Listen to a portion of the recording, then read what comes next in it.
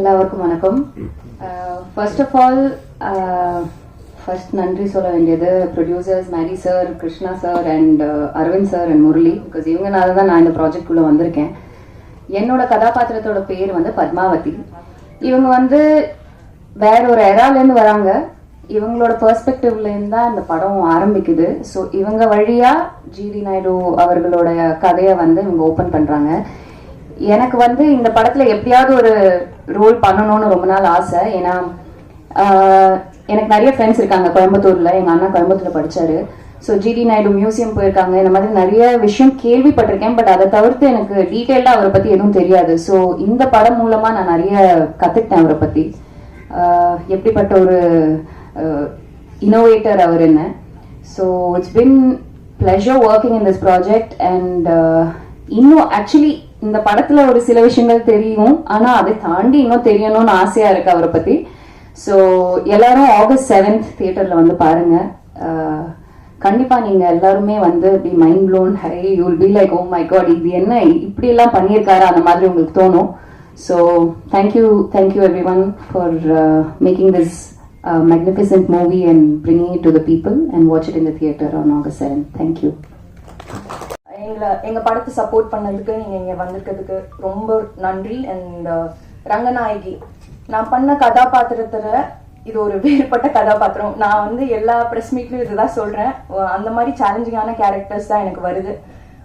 எனக்கு இந்த வாய்ப்பு தந்த Vijay Moolan sir and Moolan pictures and Krishna sir, Aravind sir and Madhavan sir கூட நடிக்கணும்னா யாருக்கு தான் பிடிக்காது. ஸோ ஐஸ் லைக், நான் அப்பா சார் கூடயும் நடிச்சிட்டேன், மாதவன் சார் கூடயும் நடிச்சிட்டேன். என்னோட மின்னலை மூமெண்ட்டை வாழ்ந்துட்டேன். ஸோ எனக்கு ரொம்ப சந்தோஷம். நான் அப்கோர்ஸ் சத்யராஜ் சார் கூட நான் இந்த படம் பண்ணிட்டேன், அடுத்த படமும் அவர் கூட பண்றேன். அதுவும் எனக்கு ஒரு பெரிய சந்தோஷம். அதித்தி நானும் பேக் டு பேக் ஃபிலிம்ஸ் பண்றோம். எல்லாருக்குமே கண்டிப்பா ஜிடிஎன் ரொம்ப பிடிக்கும். என்டையர் டீமே கண்டிப்பா இது ஒரு டெக் ரெவல்யூஷனுக்கு முன்னாடி ஒரு விஷனரி சேஞ்ச்ட் எவ்ரி திங். அதுதான் இந்த untold story of GD Naidu. எல்லாரும் கண்டிப்பா தியேட்டர்ல August 7th போய் படம் பாருங்க. நன்றி, தேங்க்யூ. நம்மளுடைய தமிழ் வந்து இவ்வளவு பெரிய விஷயங்கள் பண்ணிருக்காரு, இந்த இந்தியனுடைய பெருமையும் சேர்த்து நீங்க வந்து நடிச்சிருப்பீங்க. So how was it working sir? இந்த படத்துல நடிச்ச அனுபவத்தை பத்தி நீங்க ஷேர் பண்ணணும்ன்ற ஆசை. ஒரு சில வார்த்தைகள் from you சார். வாங்க. ஒரு சில வார்த்தைகள். பத்திரிகை நண்பர்களுக்கும் ஊடக நண்பர்களுக்கும் என்னுடைய முதற்கண் வணக்கத்தை தெரிவிச்சுக்கிறேன். எனக்கு இந்த படத்தில் நடிக்க ஆரம்பிச்ச அப்போ ஃபர்ஸ்ட் ஏற்பட்டது ஒரு குற்ற உணர்வு தான். ஏண்டா, கோயம்புத்தூர்லயே பிறந்து வளர்ந்துக்கிற, இவ்வளவு நாள் போய் நீ ஜிடி நாயுடு மியூசியத்தை நீ பார்க்காம இருந்திருக்கிறிய அப்படின்னு ஒரு ஃபீலிங். எனக்கு ராஜ்குமார் சார் கூப்பிட்டு போய் காட்டினாரு. எப்படி இவ்வளவு நாள் நம்ம மிஸ் பண்ணோம். எங்களுக்கு ஸ்கூலுக்கு போறப்பங்க சைக்கிள்ல போறப்ப நம்மளுக்கு ரெண்டு விஷயம் தான் தெரியும் தாத்தா பத்தி. ஏதோ ஜிடி நாயுடு ஒருத்தர் இன்ஜெக்ஷன் போட்டு இவ்வளவு பெரிய பப்பாளி பழம் பண்ணிருக்காராமா அது ஒண்ணு. அப்புறம் வந்து ஒரு ரேசர் மோட்டர் ஏதோ ரேஸ் ஆகலாம், அதை வச்சு அதுவே சேவ் பண்ணி விட்டுருமாமா அப்படின்லாம் பேசிக்குவோம். ஸ்கூல்ல போற வழியில நம்ம யூஎம்எஸ் பில்டிங் வழியா தான் போவோம். Construction for destruction. இவ்வளவு நெருக்கமான பழக்கம் எங்க குடும்பம் அவங்க குடும்பம் ஒரு 4 தலைமுறையா பழக்கம். அது வேற. ஜிடி நாயுடு சார் படமா பண்றாருன்னா நம்ம டைரக்டர் கிருஷ்ணா சார் வந்து சப்ஜெக்ட் சொன்னாரு, அரவிந்த் சார் வந்து சொன்னாரு. ஒவ்வொரு சீனும் நடிக்கும் போது நிஜமாவே இப்படி நடந்திருக்குதா அப்படிங்கிற மாதிரி. ஏன் இந்த படம் கமர்ஷியலா பெரிய ஹிட்டானா, ஒரு சராசரி கமர்ஷியலான ஒரு சக்சஸ்ஃபுல் படத்துல என்னென்ன எலிமெண்ட் இருக்குமோ அந்த எலிமெண்ட்டை விட இது அதிகமா இருக்குது. ஒரு சேலஞ்ச் இருக்குதா, தொடத்தட்டுற விஷயம், அண்ணாமலையில் ரஜினி சார் குறிச்சு வச்சுக்காங்கிற மேட்டர் இருக்கு இல்லையா, அதெல்லாம் ரியலாவே நடந்திருக்குது. அப்புறம் ஃபர்ஸ்ட் நான் வந்து ஸ்டண்ட் ஆன விஷயம் வந்து மாதவன் சார் வந்து மிக மிக மிக அழகான நடிகர்களில் உலகத்தில் அவர் ஒருவர்னு சொல்லலாம், மிக முக்கியமானவர் சொல்லலாம். அவர் வந்து நாங்க 2 பேரும் ஒரு ஹோட்டல்ல ஸ்டே பண்ணியிருந்தோம். இவர் என்ன பண்ணாரு, கூட மேக்கப் மேன் மற்ற டிபார்ட்மெண்ட் யாரையும் கூப்பிட்டு வந்து இவர் மட்டும் பெல் அடிச்சு கதவை தட்டிக்கிறாரு. திறந்தா GD Naidu sir last getup நிக்கிறாரு. என்ன இது அப்படிங்கிற மாதிரி. அது நம்ம மேக்கப் டிபார்ட்மெண்ட்டுக்கும் அதனுடைய பாராட்டுகளை சொல்லணும். அவ்வளவு பெரிய சேஞ்ச்,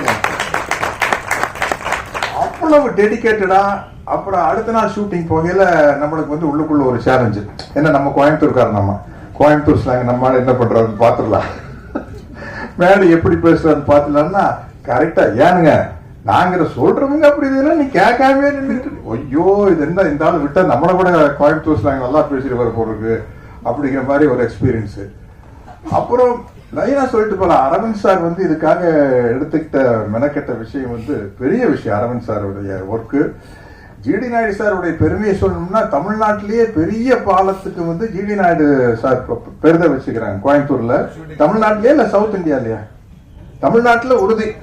அது நாங்க ஷூட்டிங் எடுத்துருக்கீங்களா, அன்றைய முதல்வர் திரு ஸ்டாலின் சார் அவர்கள் வந்து அந்த பாலத்தை திறந்து வச்சாரு. எல்லாம் அவங்க ஃபேமிலி எல்லாம் கூப்பிட்டு போய் பெரிய அளவுல மரியாதை பண்ணாங்க. நீங்க யாரு எப்ப கோயம்புத்தூர் போனா அந்த மியூசியத்தை போய் பார்த்துருங்க. அப்புறம் ஒவ்வொரு படத்துலையும் வந்து, அதாவது ஒரு மேல் ஆக்டருக்கு வந்து கெட்டப் போடுறது ஈஸி இல்லையாங்க மேடம்?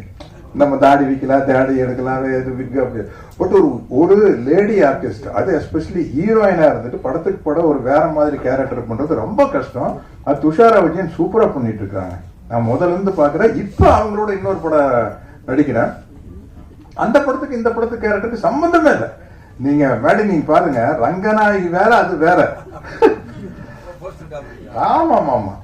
அப்புறம் இந்த படத்தினுடைய தயாரிப்பாளர்கள் விஜய் முருகன் அவங்க எல்லாம், நம்ம அதாவது பாகுபலி அடிக்கல பிரபாஸ் சொல்லுவாரு, அந்த ப்ரொடியூசருக்கு வந்து வேடிக்கைப்பட்டிருப்பாங்க. பாருங்க சார், வேற யாரோ படம் எடுக்கிற மாதிரி ஜாலியா வந்து நிக்கிறாங்க சார். எல்லா செலவு அவ்வளவு செலவாயிட்டு இருக்குது. அவர் வந்து அந்த ப்ரொடியூசர் வந்து யாரோ படம் எடுக்கிறாங்கப்பா, ரொம்ப செலவு பண்ணிடல அப்படிங்கிற மாதிரி. அதே மாதிரிதான் இவங்க ரெண்டு பேரும் இருக்கிற சந்தோஷத்தை பார்த்தா வேற யாரோ எக்கச்சக்கமா செலவு பண்ணி எடுத்து இவங்க வந்து ஜாலியா வேடிக்கைப்பட்டு நல்லா மாட்டினாயா அப்படிங்கிற மாதிரி ஒரு. ஆனா இந்த படம் வந்து உலகம் பூரா பெரிய அளவில் ஒரு சாதனை பண்ணுங்க. ஏன்னா வந்து அவருக்கு ஜிடி நாயுடு சாரை வந்து நம்ம சும்மா கோயம்புத்தூர்காரங்க, தமிழ்நாட்டுக்காரங்க, இந்தியாக்காரங்க சுருக்கவே முடியாது. அவர் வந்து எடிசன் ஆஃப் இந்தியான்னு போட்டிருக்காங்க. நம்ம எப்பவுமே வெளிநாட்டுக்காரங்களை அதிகமாக புகழ்வோம். அப்கோர்ஸ் சினிமாங்கிறது எடிசன் கண்டுபிடிச்சதுதான். நான் வந்து சிகாகோல இருந்து நயாகரா ஃபால்ஸுக்கு போற வழியில ஒரு லெஃப்ட் சைட்ல ஒரு சின்ன கிராமம், அதுதான் வந்து எடிசன் பிறந்த கிராமம். போர்டு வச்சிருந்தது. எனக்கு ரொம்ப விஞ்ஞானிகளை மதிக்கணுங்கிற ஒரு எண்ணம் இருக்குது. ஒன்னு அந்த கிராமத்துக்குள்ள போனா அவருடைய கண்டுபிடிப்புகளை எல்லாம் வச்சுக்கிறாங்க, எடிசனுடைய கண்டுபிடிப்புகள்லாம். அதை பார்த்துட்டு நம்ம ஜிடி நாயுடு சார் மியூசியத்தை வந்து ராஜ்குமார் சார் கூப்பிட்டு போய் காட்டினாரு. இது வந்து அதை தாண்டின விஷயம். உண்மையில சொல்றேன், நம்ம எல்லாரும் காலரை தூக்கி விட்டுக்கலாம். அதை தாண்டின விஷயம். அதை வந்து நம்ம மேடி அவர் எடுத்து நடிச்ச விதம் என்ன, நிறைய ஸ்டேஜஸ் இருக்குது. ஒரு கிட்டத்தட்ட 25 வயசுல ஆரம்பிச்சிருமாக்காரா, ஆரம்பிச்சு அவருடைய டெத்து வரைக்கும் போகுது. எல்லாமே வந்து வித்தியாசமான கேரக்டர்ஸ். இந்த மாதிரி ஒரு பயோபிக்கை வந்து கிருஷ்ணா மாதிரி டைரக்டர்னால தான் அதை டிசைன் பண்ண முடியும். ரொம்ப ரொம்ப கஷ்டமான விஷயங்க. அதை சொல்லி அந்த குடும்பத்துல அப்ரூவல் வாங்கி. எனக்கு இதுல வந்து ராமையா பிள்ளைன்னு ஒரு கேரக்டர். நான் கேரவானில் உட்காந்துருக்கிறேன். என்கிட்ட அஸ்வின் வந்து சொன்னாரு, சார் ராமையா பிள்ளை ஃபேமிலி உங்களை பார்க்க வந்துருக்காங்க, அவர் பேரன் வந்திருக்காருன்னு. நான் பேரன்னா நானா நினைச்சிட்டு ஒரு 10 வயசு போய் ஆஃப் பேண்ட் போட்டுட்டு இருப்பாரு அப்படின்னு. வெளியில வந்து பார்த்தா அவரு கிட்டத்தட்ட 50 வயசாச்சு, 65 வயசு 70 வயசு இருக்கும். அவர் வந்து சார் நான் தான் ராமையா பிள்ளையுடைய பேர அப்படின்னா, அதுதான் என்னுடைய அந்த கேரக்டர் ராமையா பிள்ளைன்னு. அப்புறம் அவரு சொல்றாரு, சார் ராமையா பிள்ளை வந்து உங்க பெரியப்பா கிட்ட கணக்கு பிள்ளையா இருந்தார் சார், அவரு தான் சார் ஜிடி நாயுடு சார் கிட்ட சேர்த்து விட்டாரு எங்க தாத்தாவை அப்படின்னாரு. அவ்வளவு நெருக்கமான சீன்ஸ். இன்டர்வல் பிளேஸ்மெண்ட் சீன் எல்லாம் தெரிச்சிடும். இந்த இடத்துல வந்து என்னுடைய நண்பர் ஜெயராம் இல்ல பின்னி பெடல் எடுத்திருக்காரு. அத்தனை பேரும் வந்து எக்ஸ்ட்ரானரியா பண்ணிருக்கேன். அதித்தி காம்பினேஷன் எனக்கு இல்ல, அதனால கரெக்டா என்ன சொல்றேன்னு தெரியல. இந்த படம் வந்து கமர்ஷியலா பயோபிக்லயே வந்து மிகப்பெரிய வெற்றி அடைய அப்படிங்கிற நம்பிக்கை இருக்குது. இந்த படத்துல நானும் இருக்கிறேன் அப்படிங்கிறது எனக்கு ரொம்ப மகிழ்ச்சியாகவும் ரொம்ப பெருமையாகவும் இருக்குது. இந்த படம் இவ்வளவு கிராண்டா வந்ததுக்கு ரொம்ப முக்கியமான காரணம் ராஜ்குமார் சாருடைய, ஜிடி நாயுடு சாருடைய ஃபேமிலி சப்போர்ட் தான். ஏன்னா இப்ப நீங்க பார்த்த காருகள்லாம் இருக்குது, இந்த காருக இந்த எக்யூப்மெண்ட்டுக்கெல்லாம் நம்ம எங்க போறது? ஆர்ட் டிபார்ட்மெண்ட்ல சொல்லி செய்யறதுனா பெரிய விஷயம்.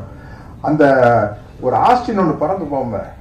நான் இருக்கேன் சார், என்ன சார் ஆன்டிக் காருக்கு வந்து விலையே இல்லை, நம்ம சொல்றதுதான் விலை. சார் என்ன சார் ஆஸ்திரேலியெல்லாம் பறக்க விட்டுருக்கீங்க, இது என்ன சார் சிஜியா ஏஐயா சார்? சார் ஒரிஜினலா விட்டோம் சார் அப்படிங்கிறாரு. அதே மாதிரி ஜெர்மன்ல அந்த பெரேடு நடக்குது. அந்த நான் கேட்ட அரவிந்த் சார் கிட்ட, சார் இது என்ன சார் சிஜியா ஏஐயா அப்படின்னா, இல்ல சார் புதுசா ஒரு டெக்னிக் வந்துருக்கு, ரந்தனையை சேர்ந்து விட்டு அதுக்கு பேர் ஹைபிரிட் சார் அப்படின்னாரு. இப்படி பல டெக்னிக் வந்து இந்த படத்துல புதுசா எப்படி ஜிடி நாயுடு அவர்கள் வந்து பல புதுமையான விஷயத்தை கொண்டு வந்தாரோ, அது மாதிரி இந்த படம் வந்து பல புதுமையான விஷயங்களை கொண்டு வந்திருக்குது. இந்த படத்தை வந்து உலகமே பார்த்து வியக்க போகுது. அது காரணம் ஜிடி நாயுடு அப்படிங்கிற அவருடைய கேரக்டரும் மேடையினுடைய எக்ஸலன்ட் பெர்ஃபார்மன்ஸ் தான். அவர் லைஃப்ல வந்து இது ஒரு மைல் ஸ்டோன் சொல்லலாம். ராக்கெட்ரி படம் பார்த்தேன், கொஞ்சம் சுயநலமா நம்ம ஊருக்காரர்ல ஜிடி நாயுடு, கோயம்புத்தூர்காரங்க போது கொஞ்சம் எக்ஸ்ட்ராவா 2 பிட்டு போடுறதா. அதனால வந்து இல்ல அவ்வளவு வெரைட்டியான சீன்ஸ் கிடைச்சு. நீங்க பாருங்க, ஒரு சினிமா கதை எழுதினா கூட என்ன எழுதுவீங்க இல்லையா? அங்க வரலையா? என்னது ஆடியோ வருதா?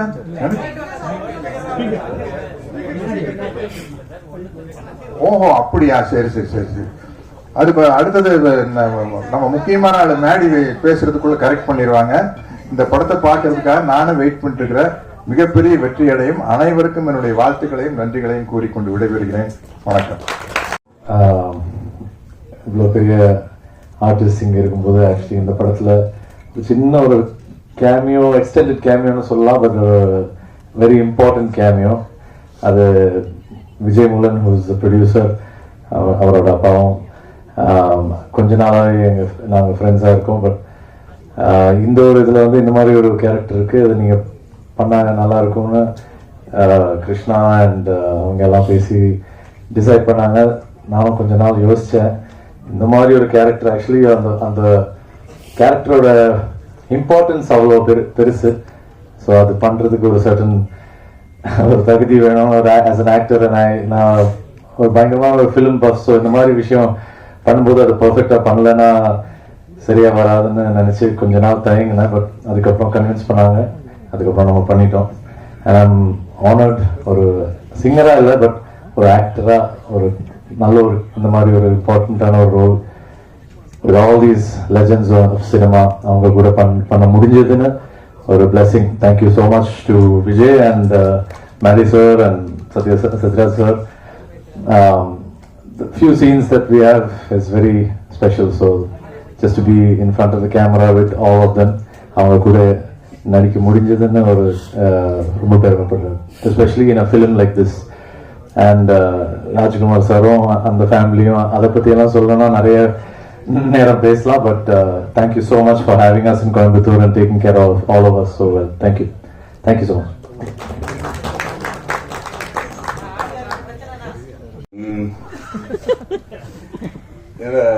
டைரக்டர் வந்து இன்னைக்கு ஏற்கனவே அவர் பேசுறது கேட்டிருக்கீங்க, எவ்வளவு ஆர்வத்தோட பேசுறாரு, எவ்வளவு இன்ஃபர்மேஷனோட பேசுறாரு அப்படின்ட்டு. ஆனா வெற்றி வேளாளர் பேசுற பேச்சு இன்னைக்கே பேசிட்டாரு அவரு. சோ அதனால நான் அந்த நன்றிங்கிறது தான் அந்த அப்புறம் தான் சொல்ல போறேன். ஏன்னா எனக்கு நல்ல ஞாபகம் இருக்கு, என் முதல் படம் முடிச்ச அப்புறம் மணி சார் கிட்ட போய் நான் ஒரு நல்ல இமெயில், அப்பதான் இமெயில் புதுசா வந்துருச்சு, அவருக்கு நான் இமெயில் எழுதினேன். இந்த படம் பெரிய ஹிட் ஆயிடுச்சு, எல்லாரும் நல்ல பேர் புகழ்லாம் கிடைச்சிருச்சு. ஸோ மனசுல இருக்கிறதெல்லாம் அப்படியே ஒப்பி எழுதி 2-3 பேஜுக்கு 2-3 சைடுக்கெல்லாம் அந்த இமெயில் அனுப்பிச்சு, ரொம்ப நன்றிங்க, ஒரு ஒரு பெரிய ப்ரொடியூசரில் கூட தான் மகனுக்கு இந்த மாதிரி ஒரு இன்ட்ரடக்ஷன் கொடுக்க முடியாது அப்படின்னு நிறைய விஷயங்கள் எழுதுனேன். மணி சார் வந்து தான் படத்தில் வர வசனங்கள் மாதிரி 2 லைன்ல பதில் சொன்னார். அவரு ஒன்றுனா தேவையில்லாத உன்னோட கிராட்டிடியூட் எல்லாருக்கும் சொல்லிட்டு தெரியாத, நான் உனக்காக எந்த உபாகமும் பண்ணல, என் படத்துக்கு என்ன நல்லதோ அதான் நான் செஞ்சேன், அதே மாதிரி நீ படம் பண்ணும்போது அப்படிதான் செய்வேன் அப்படின்னு நம்ம 2 இமெயில் நிறுத்திட்டாரு. ஸோ நானும் அதே மாதிரி இப்போ என்னோட நண்பர்களுக்கு இந்த டீம்ல இருக்கிற யாருக்குமே நன்றி சொல்ல போகுது இல்லைங்க. அது நான் வெற்றி விழாக்காக நான் வெயிட் பண்ணிட்டு இருக்கேன்னு நான் விக்ரம் வேதா டயத்தை கூட சொல்லியிருக்கேன். அதை நான் இப்போ அந்த மாதிரி ஒரு வாய்ப்பு கிடைக்குங்கிற நம்பிக்கையில எல்லாருக்கும் தைரியமா நான் நன்றி சொல்ல போவதில்லை. ஆனா சில பேருக்கு நன்றி சொல்லி ஆகணும். ஜிடி நாயுடுங்கிற ஒரு படம் பண்றதுக்கு முன்னாடி நம்ம என் வாழ்க்கையில சில ரியல் லைஃப் கேரக்டர்ஸ் அமைஞ்சிருக்காங்க, எனக்கே தெரியாம தெரிஞ்சோ தெரியாம நிறைய பேர். ரங்தே பசந்தி பண்ணும்போது ஸ்குவாட்ரன்ல அஜய் ராத்தோட, அதுவும் ஒரு ரியல் கேரக்டர் பேஸ் பண்ணி தான் இருந்துச்சு. குருங்கிற படம் பண்ணும்போது என்னோட கதாபாத்திரம் அது ஒரு ரியல் லைஃப் கேரக்டர் பேஸ் பண்ணி இருந்துச்சு. அண்ட் ராக்கெட்ரி, அப்கோர்ஸ் துரேந்தர், அண்ட் இப்போ ஜிடி நாயுடு. சில கேரக்டர்ஸ் பண்ணும்போது நமக்கு பயம் இருக்காது, ஏன்னா அவங்களாம் based on a true character தான் இருக்கும். ஸோ அதோட படம் ஜெயிச்சுன்னா நல்லது, ஜெயிச்சுன்னா படத்தை பற்றி தான் எல்லாரும் பேசுவாங்க. ஆனால் ராக்கெட்ரிங்கிற ஒரு படம் பண்ணும்போது ஒரு உண்மையான உயிரோடு இருக்கிற ஒரு மனுஷனோட வாழ்க்கையை பற்றி நம்ம பேசிட்டு இருக்கோம்.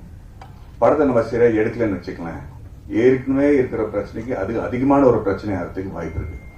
அதனால நான் ஏன் நன்றி சொல்ல விரும்புறேன்னா, முதல்ல GD Naidu sir, Rajkumar sir, Gopal sir, அந்த ஃபேமிலிக்கு. ஏன்னா இவங்க வந்து எங்களுக்கு வெறும் ஒரு படம் பண்றதுக்கு வாய்ப்பு கொடுக்கல, ஜிடி நாயுடுன்னு ஒரு கதாபாத்திரத்தை பத்தி உலகத்துக்கு சொல்றதுக்கு ஒரு வாய்ப்பு கொடுத்துருக்காங்க. அது நம்ம கரெக்டா பொறுப்போட எடுத்துட்டு போய் சொன்னாதான் அவரை பத்தியான நல்ல விஷயங்கள் மக்களுக்கு தெரியும். அந்த படத்தை நம்ம சொதப்பிட்டோம்னா அது வந்து பாதிக்கக்கூடிய லெவல்ல இருக்கும். அதை நான் இப்பவே சொல்லிடுறேன். அதனால அந்த பயத்தையும் அந்த மரியாதையோடையும் தான் எல்லாருமே இந்த படத்துல வேலை செஞ்சிருக்காங்க. ஏன்னா we cannot afford to be wrong or inaccurate about such an impossibly unbelievable character like G.D. Naidu. So we took that very seriously. Sir, thank you very much for trusting us with the reputation of this man, and I hope that we do justice by him. இரண்டாவது வந்து நான் ஏன் நன்றி இதுல சொல்றேன்னா, இந்த விழால மக்கள் வந்து இந்த படத்தை ஏன் பார்க்கணும் அது பத்தி தான் நான் இப்ப பேச விரும்புறேன் தவிர நன்றி அப்புறம் நான் சொல்லிக்கிறேன். பட் ஏன் இப்போ இந்த நன்றி சொல்லணும், இதுலயும் ஏன் மக்கள் வந்து படத்தை பார்க்கணுங்கிறது இருக்கு. அது அடுத்தது வந்து அரவிந்த் சார். அரவிந்த் சார் நானும் எப்ப பார்த்தாலும் அப்படியே உட்காந்து இருப்பாரு, தூங்கிட்டு இருக்கிற மாதிரி இருப்பாரு, அண்ணா எல்லாத்தையும் கேட்டு இருப்பாரு. நானும் அவரும் கிட்டத்தட்ட 23 வருஷமா ஒரு ஃப்ரெண்ட்ஸா இருந்திருக்கோம். என்ஜினியரிங் மேல எனக்கு எவ்வளவு ஆர்வம் இருக்கோ அதுக்கு 10 மடங்கு மேல அவருக்கு நாலேஜும் இருக்கு, ஆர்வமும் இருக்கு. நான் இன்ஜினியர் கிடையாது, நான் படிக்கல, இன்ஜினியரிங் படிக்கல, ஆனா இன்ஜினியரிங் ஒரு மிகப்பெரிய ஃபேன். அதனால எனக்கு என்னோட எக்ஸைட்மெண்ட்டுக்கு வந்து ஒரு துணையா இருந்தது வந்து அரவிந்த் சார் தான். பிகினிங்லயே வந்து ஹெலிகாப்டர் எப்படி பண்ணணும், அது எப்படி பறக்க வைக்கணும், ஆர்சி ஹெலிகாப்டர், உண்மையான ஹெலிகாப்டர்ல ஆர்சி ஹெலிகாப்டர் பிளேன்ஸ் தான் பறக்க வைப்போம். அதுலயே கீழே வந்து என்னோட போனை ஒட்டி அதை எப்படி ட்ரோன் ஆக்குவோம், மேல இருந்து எப்படி போட்டோ எடுக்க முடியும் அப்படின்னு நிறைய எக்ஸ்பெரிமெண்ட்ஸ் நம்ம பண்ணிருக்கோம். ஆனா அவர் ஒரு சினிமாட்டோகிராஃபர், ஒரு டிஓபி, நிறைய படங்கள் பண்ணிருக்காரு. இவ்வளவு நல்ல ஃப்ரெண்டா இருந்த கூட நானும் அவரும் சேர்ந்து வேலை செய்யறதுக்கு வாய்ப்பு கிடைக்கல. அவரு என்கிட்ட சைடா சொல்லுவாரு, நம்ம ரெண்டு பேரும் எனக்கு ஒரு படமும் கிடைக்கல உங்க கூட மேடி அப்படின்னு அவரு. எனக்கும் அது புரியல, ஏதோ ஒரு காரணத்துக்கு அது அமையாமையே இருக்கும். ராக்கெட்ரிங்கிற படத்துல கூட அப்போ அங்க நான் பாம்பே போய் செட்டில் ஆயிட்டேன். ரொம்ப நாளுக்கு அப்புறம் தான் தொடர்பே நமக்கு ஸ்டார்ட் ஆகுது. ஆனா அப்ப கூட நம்ம நடுநூல பேசுவோம், மாத்திரம் நிறைய நாள் ஒரு கிட்டத்தட்ட 6-8 மாசமா பேசல நம்ம, ஏன்னா நான் பிஸியா இருந்துட்டேன். திடீர்னு போன் பண்ணி அவருக்கு நான் போன் பண்றேன், அரவிந்த் சார் எனக்கு ப்ராஜெக்ட் கிடைச்சிருச்சு, நீங்க வரீங்களா அப்படின்னு கேட்டிருக்கேன். என்ன ப்ராஜெக்ட் மாதிரி? ராக்கெட்னு ஒரு ப்ராஜெக்ட். ஓ வெரி குட். நான் என்ன பண்ணுவோம், நீங்க வாங்க என் கூட துணையா இருங்க, இந்த படத்தை நம்ம பண்ணுவோம், உங்களுக்கு என்ஜினியரிங் பத்தி நிறைய தெரியும், வரீங்களா அப்படின்னு கேட்டேன். வரேனே அப்படின்னு. எப்போ வரணும் அப்படின்னு கேட்டாரு. ஒரு 3 மணி நேரத்துல ஃபிளைட் இருக்கு, பாம்பேக்கு வந்துடுறீங்களான்னு கேட்டேன். நம்ப மாட்டீங்க, குடும்பத்தோட வந்துட்டாங்க சார். அவங்களும் அவங்க ஒய்ஃப், எனக்கு ரொம்ப பிடிச்ச ஒரு லேடி வைஷ்ணவி மேம், 2 பேரும் சேர்ந்து அன்னைக்கு வந்தவங்க ராக்கெட் முடிஞ்சு ரிலீஸ் வரைக்கும் என் கூடிய இருந்திருக்காங்க.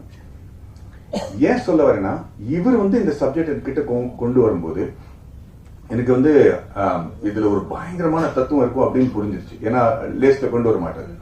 அப்படி கொண்டு வந்து இந்த இன்ஜினியரிங்கோட எனக்கு ஜிடி நாயுடு பத்தி தெரியாதுங்க. எனக்கு தெரிஞ்சதெல்லாம் கவுண்டமணி சார் வந்து ஒருத்தர பெரிய ஜிடி நாயுடு திட்டுறதுதான் தெரியுமே தவிர அவர் என்ன பெரிய சயின்டிஸ்டா அப்படின்னு கேள்விப்பட்டிருக்கேன். அதுக்கு மேல எனக்கு அவரை பத்தி தெரியாது. அதுவே ஒரு பயங்கர குற்றவுணர்ச்சியோட தான் நான் வந்து இப்ப ஃபீல் பண்றேன். ஏன்னா அரவிந்த் சார் இந்த ஆளை பத்தி சொல்லும் போது எனக்கு ரொம்ப நான் ரொம்ப பிரமிச்சு போயிட்டேன். சரி, யாவும் இவரை பத்தி ஏன் மக்களுக்கு தெரியல அப்படிங்கிறது. இந்த படத்தோட நோக்கமே வந்து ஜிடி நாயுடுன்னு ஒரு ஆளை பத்தி நம்ம தமிழ் சிலபஸ்ல ஒரு சாப்டர் இருக்கணுங்கிற போராட்டம் தான். நம்ம அதித்தி பாலனோட போராட்டம் இந்த படத்துல சாப்டர் இல்லைன்னு நான் கேள்விப்பட்டேன். அது எனக்கு ரொம்ப தப்பா தோணுச்சுங்க. அண்ட் அதுக்கப்புறம் இந்த கதை எப்படி நடந்துச்சு, யார் என்ன பண்ணாங்கன்னு ஏற்கனவே எல்லாரும் பேசியிருக்கிறாங்க. பட் அதுக்கு என்ன the root cause of me getting involved with this project எனக்கு ஒரு பாம்பு புல் மாதிரி பிடிச்சா விட்ட மாட்டேன். ஸோ இது வச்சா உடனே சர்ச்சா மாட்டேன் லெவலுக்கு போயிடுவேன். அதுதான் இந்த படத்துல எனக்கு நடந்துச்சு. ஏன்னா அந்த கதை கேட்ட உடனே ரியலைஸ் இந்த ஆளை பத்தி ஏன் மக்களுக்கு தெரியல, ஏன் நம்ம இந்த மாதிரி ஒரு மிகப்பெரிய மேதையை வச்சு நம்ம புத்தி வச்சிருக்கோம், யாருக்குமே ஒண்ணு தெரியாது. சத்யராஜ் சார் சொன்ன மாதிரி வெளிநாட்டுல போய் ஒரு சின்ன பாறாங்கல்லுக்கு ஏதாவது ஒரு டிஸ்கிரிப்ஷன் கொடுத்து அதை வந்து ஒரு டூரிஸ்ட் அட்ராக்ஷன் ஆக்கி வச்சு கொண்டாடிடுவாங்க ஒரு கிராமத்துல. நம்ம போய் நிறைய வாட்டி பார்த்து என்னடா இதுல இந்த மாதிரி நம்ம நாட்டுல மூளைக்கு மூல இருக்கு, இப்படி பெரிய டூரிஸ்ட் அட்ராக்ஷனா பண்ணி வச்சிருக்காங்களே நம்ம நிறைய வாட்டி யோசிப்போம். ஆனா இந்த மாதிரி ஆளுங்க நம்ம கிட்ட இருக்காங்க, அவங்கள பத்தி தெரியாம இருக்கிறது ரொம்ப பெரிய விஷயம். சோ அவரை பத்தி ஏன் தெரியணும்? ஏன்னா இன்னைக்கு நடக்கிற பல விஷயங்கள் அவர் அன்னைக்கே பண்ணிட்டாரு. ஊபருங்கிற விஷயம் இப்பதான் நமக்கு தெரியும், அது அவரு அன்னைக்கு கிட்டத்தட்ட 80 வருஷம் முன்னாடி பண்ணிட்டாரு. அந்த மாதிரி பல விஷயங்கள் இந்த படத்துல நீங்க பார்க்க போறீங்க. இத பத்தி இப்ப நீங்க அப்படி திரும்பி பின்னோக்கி பார்க்கும்போது இவரை பார்த்து தான் இவங்க கத்துக்கிட்டாங்களா, பில்கேட்ஸ் இவரை பார்த்து தான் கத்துக்கிட்டாரா அப்படிங்கிற ஒரு ஃபீலிங்கே நமக்கு வரும். ஏன்னா அவர் பில்கேட்ஸ் செஞ்ச பல விஷயங்கள் இவர் செஞ்சிருக்காரு. ரெண்டாவது, நானும் கிருஷ்ணகுமார் என்ன முடிவு பண்ணோம்னா, கதையில இது வரைக்கும் அவரை பத்தி ஏற்கனவே தெரிஞ்ச விஷயங்கள்லாம் நம்ம சொல்ல போறது இல்லை. ஏன்னா அவரை பத்தி தெரிஞ்ச இவர் இன்வென்டரா இருக்காரு, இவ்வளவு விஷயங்கள் இன்வென்ட் பண்ணாரு, அதெல்லாம் பெரிய படத்துல ஒரு 10% தான். ஆனா இவர் என்ன மாற்றங்கள் கொண்டு வந்த முயற்சி செஞ்சாரு, அந்த மாற்றங்கள் இஸ் இன்கிரெடிபிள்ங்க. ஃபீமேல் எஜுகேஷனா இருக்கட்டும், எஜுகேஷனல் ரிஃபார்ம்ஸா இருக்கட்டும், அக்ரிகல்ச்சரா இருக்கட்டும்,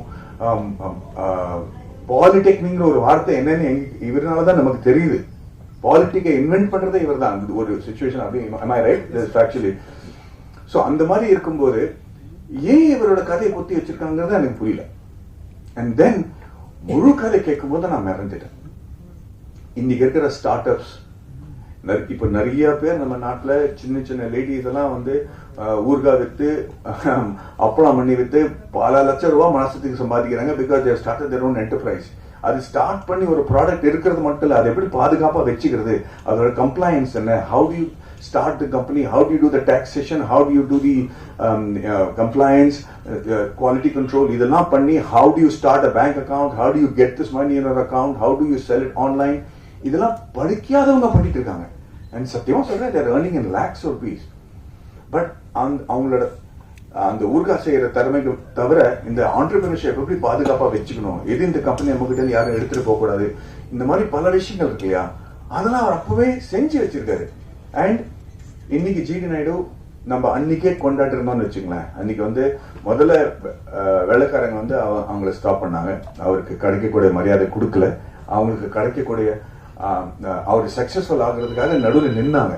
ஆனா இந்த படத்தோட டேக்லைனே வந்து feared by the British and forgotten by his countryman. ஏன் ஃபியர் பண்ணாங்கிறது கூட நீங்க பார்க்கணும். ஏன்னா என்னைக்கும் அவரு பிரிட்டிஷ்காரன் பண்ணிட்டு தலை குனியவே இல்லை.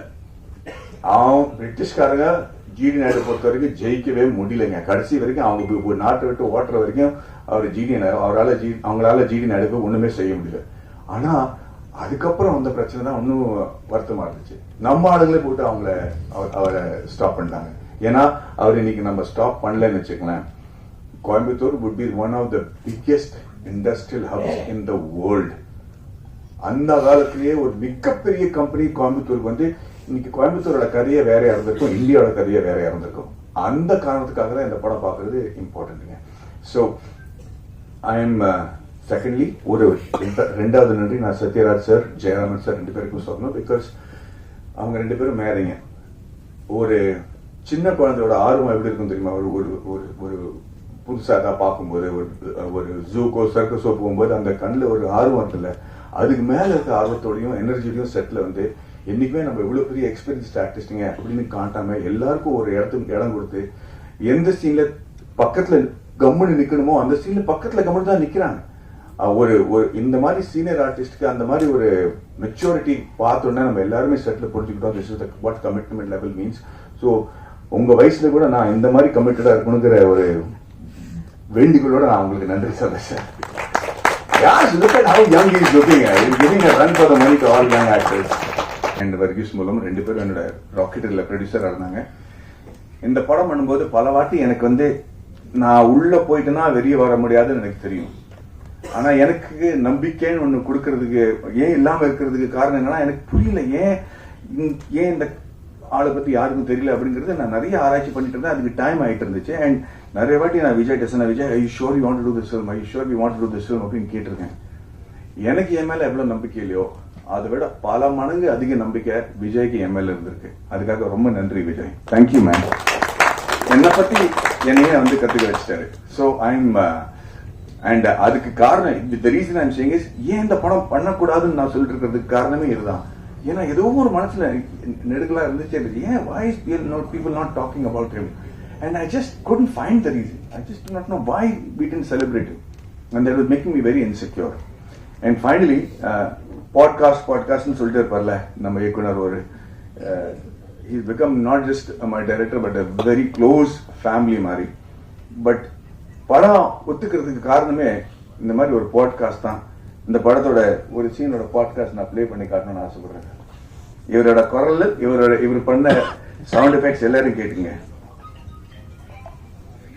உதவியாளரும் இன்னொரு குமாஸ்தாவும் பேசிக் கொண்டிருக்கிறார்கள். சாரங்கபாணி வந்ததும் எழுந்து நிற்கிறார்கள். சாரங்கபாணி டென்ஷனாக, வெளில போறது ஜிடி நாயுடு ஆபீஸ்ல வேலை பார்க்கிற கிளர்க் தானே, எதுக்கு வந்துட்டு போறார்? வருமான வரி உதவியாளர். ஐயா இவர் வேற ஜோலியா வந்திருக்கிறார். மிஸ்டர் போஸ்னு ஒருத்தரோட கடந்த 3 ஆண்டுகளா வருமான வரி கட்டின விவரங்களை கேட்டு வாங்கிட்டு போறா சார். சாரங்கபாணி டென்ஷன் ஆக, யோ யார் வந்து என்ன கேட்டாலும் கொடுத்துருவியா வருமான வரி உதவியாளர்?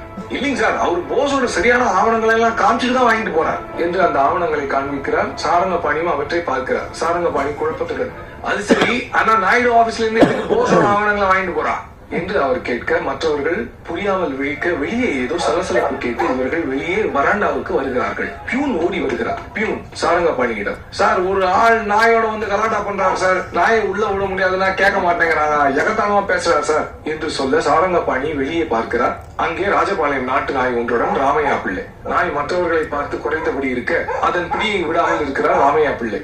சாரங்கபாணி வாசலை நோக்கி நடந்து வருகிறார். ராமையா பிள்ளை உறக்க சாரங்கபாணிக்கு கேட்கும்படி, வணக்கம் சார், வாழ், இப்பதான் அடிக்கடி சந்திக்கிறோம். சாரங்கபாணி கடுப்புடன் நடந்தபடி, மீதி போய் படத்துல பாருங்க. இப்படி ஒருத்தர் கதை சொன்னாங்கன்னு வச்சுங்களேன், எப்படிங்க நம்ம பண்ணாம இருக்க முடியும்? இதை பத்தி கவலைப்படாத, இன்னும் 4 மணி நேரத்துல படம் பார்க்க போறாங்க. இதுல நிறைய மாற்றங்கள் இருக்கு, பேரெல்லாம் மாத்திருக்கோம் நம்ம, அதனால ஏன்னா அந்த சென்சரோட மேட்டர்லாம் இருக்கு. பட் இரியா இரியா இரியா உன் குரல்லாம் எனக்கு ராத்திரி கூட கேக்குது. சோ அந்த மாதிரி ப்ரெப் இருக்கும்போது எந்த நடிகனாலையும் இல்லைன்னு சொல்ல முடியாது. சோ இந்த வாய்ப்பு எனக்கு கிடைச்சதுக்கு நான் வந்து ரொம்ப ரொம்ப பெருமைப்படுறேன். காந்தின்னு ஒரு படம் சொன்னா நீங்க வந்து பென் கிங்ஸ்லி பத்தி தான் யோசிப்பீங்க. பிகாஸ் இல்ல நம்ம வந்து அன்னைக்கு நம்ம பேசிட்டு இருக்கோமோ வீரபாண்டிய கட்டபொம்மன்னா நமக்கு வந்து சிவாஜி கணேசன் சார் தான் ஞாபகம் வருவாரு. அது ஒரு பெருமையோட ஒரு பொறுப்பு கூட தான். So I hope that with GD Naidu I have done justice to one great legendary man. Thank you very much. எனக்கு நன்றி. 3 மணி நேரத்தில் படம் ஸ்டார்ட் ஆகும் போது நீங்க சீக்கிரம் கிளம்பி போய் ஃபேமிலியோட திரும்பி வந்துருங்க, படம் பாருங்க ப்ளீஸ். தேங்க்யூ.